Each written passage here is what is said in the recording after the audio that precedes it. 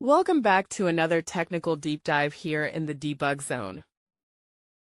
Today we're tackling a big question and breaking it down with insights from other users.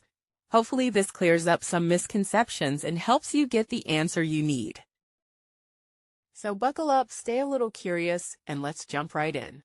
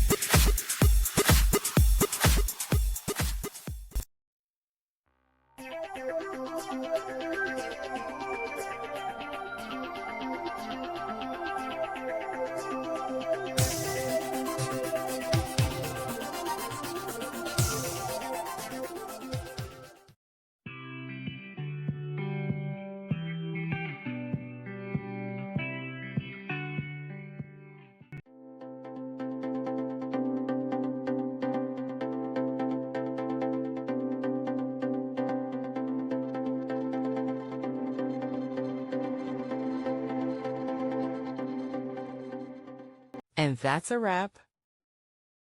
I hope you found the answer you were looking for.